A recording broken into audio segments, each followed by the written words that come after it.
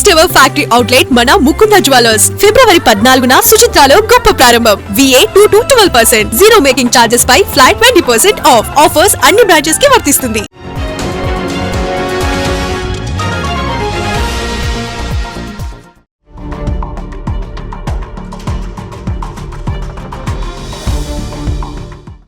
పాకిస్తాన్ ఒక rogue country.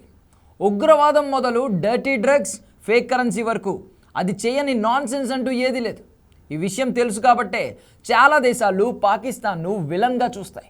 ఆ దేశంతో దౌత్య సంబంధాలు ఏర్పరచుకోవడానికి 1కి 100 సార్లు ఆలోచిస్తాయి. ఇటీవల ఇస్లామిక్ దేశాలు సైతం పాకిస్తాన్ను పూర్తిగా పక్కన పెట్టేశాయి. కానీ బంగ్లాదేశ్ మాత్రం గతం మర్చిపోయి పాకిస్తాన్ పంచన చేరుతోంది. అందుకు తగిన ఫలితం అనుభవించబోతోంది. ఉగ్రదేశంతో దోస్తీ చేసిన పాపానికి ఢాకా మరోసారి అంతర్యుద్ధంతో అట్టుడికిపోయేందుకు రంగం సిద్ధమవుతోంది. ఆ మాట స్వయంగా ఆ దేశ army chief general Waqar uz జమానే చెప్పాడు. ఇంతకు బంగ్లాదేశ్లో అసలు ఏం జరగబోతోంది? ఆ దేశ ఆర్మీ చీఫ్ పేల్చిన బాంబేంటి? ఇస్లామాబాద్తో స్నేహం ఢాకాను ఎలా ధ్వంసం చేయబోతోంది? ఇవాళ టాప్ స్టోరీలో చూద్దాం.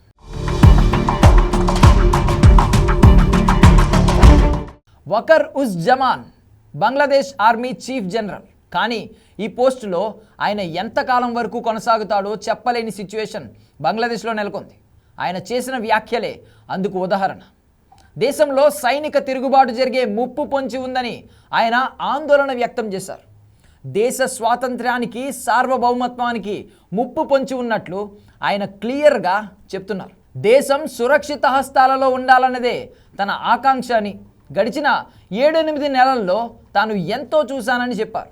ముందుగానే తిరుగుబాటు గురించి హెచ్చరిస్తున్నానని, రేపు ఎందుకు చెప్పలేదని తనను నిందించవద్దని తాత్కాలిక ప్రభుత్వాన్ని ఉద్దేశించి సీరియస్ వార్నింగ్ ఇచ్చారు.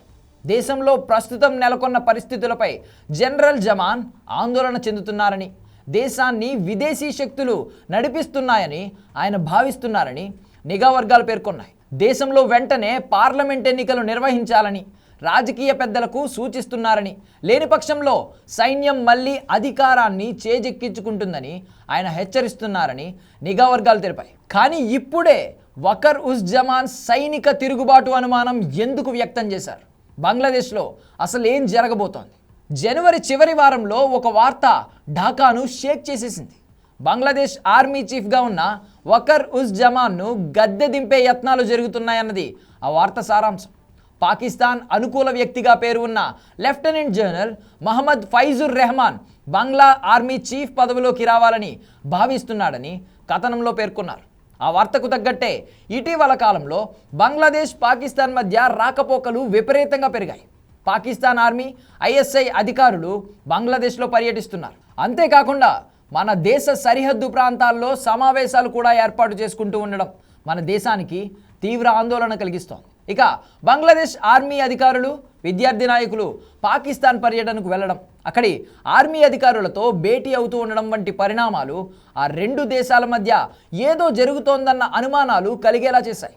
కట్ చేస్తే Bangladesh army chief general any time సైనిక తిరుగుబాటు అంటూ బాంబు పేల్చారు. ఇస్లామిక్ భావాలు కలిగిన, పాక్ అనుకూలుడిగా పేరు కలిగిన లెఫ్టినెంట్ జనరల్ మహమ్మద్ ఫైజుర్ రెహమాన్ ఈ కుట్రకు ప్లాన్ చేసినట్లు వచ్చిన వార్తలకు ఆర్మీ చీఫ్ అనుమానం బలం చేకూరుస్తుంది. ఇప్పటికే సైన్యంలో తిరుగుబాటు కోసం అనుకూల వాతావరణాన్ని మహమ్మద్ ఫైజుర్ రెహమాన్ సృష్టించినట్లు తెలుస్తోంది. మరోవైపు బంగ్లాదేశ్ ఆర్మీలో మరో పవర్ సెంటర్గా ఉన్న lieutenant general Mohammad Shaheen ul Haq, major general Moin Khan పేర్లు కూడా ప్రముఖంగా వినిపిస్తున్నాయి.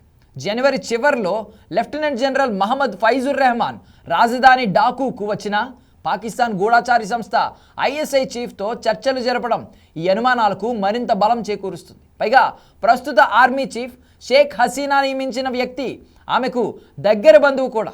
ఇవన్నీ చూస్తుంటే బంగ్లాలో త్వరలోనే మార్షల్ లా తప్పదన్న అనుమానాలు పెరుగుతున్నాయి. ఈ మొత్తం ఎపిసోడ్లో పాకిస్తాన్ హ్యాండ్ ఉన్నది ఓపెన్ సీక్రెట్. కానీ బంగ్లాలో సైనిక పాలన వస్తే ఇస్లామాబాద్కు కలిగే లాభం ఏంటి? బంగ్లాదేశ్, పాకిస్తాన్ ప్రభుత్వాల మధ్య ఆల్రెడీ బలమైన సంబంధాలు ఉన్నాయి. యూనస్ సర్కార్ ఇస్లామాబాద్ చెప్పిన మాటను కాదనే సీన్ కూడా లేదు. అలా అని ఈ దోస్తీ చివరి వరకు ఇలాగే కొనసాగుతుందన్న గ్యారంటీ లేదు. ట్రంప్ ఎంట్రీ తర్వాత ఢాకాపై ఒత్తిడి పెరిగింది. బంగ్లాదేశ్ను భారత్కే వదిలేస్తున్నట్లు ట్రంప్ చేసిన ప్రకటన యూనస్ సర్కార్ను చిక్కుల్లో పడేసింది. కాబట్టి భారత్ వ్యతిరేక కుట్రలకు తమ భూభాగాన్ని వాడుకునేందుకు యూనస్ సర్కార్ అంగీకరించకపోవచ్చు. అదే ఢాకా ఆర్మీ చేతిలో ఉంటే పాకిస్తాన్ సైన్యం ఐఎస్ఐ కుట్రలకు ఎలాంటి ఇబ్బంది ఉండదు. వివరంగా చెప్పాలంటే బంగ్లాదేశ్లో సైనిక తిరుగుబాటు ద్వారా ఢాకాను తన ఆధీనంలోకి తెచ్చుకుని భారత్లో విధ్వంస కుట్రలు చేయొచ్చు. అసలు సైనిక పాలన అనేది ఐఎస్ఐ మార్క్ వ్యూహం.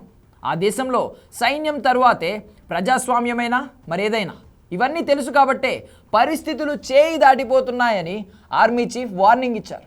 కాబట్టి ఈ విషయంలో బంగ్లా పాలకులతో పాటు మోడీ సర్కార్ కూడా అప్రమత్తంగా ఉండాల్సిందే.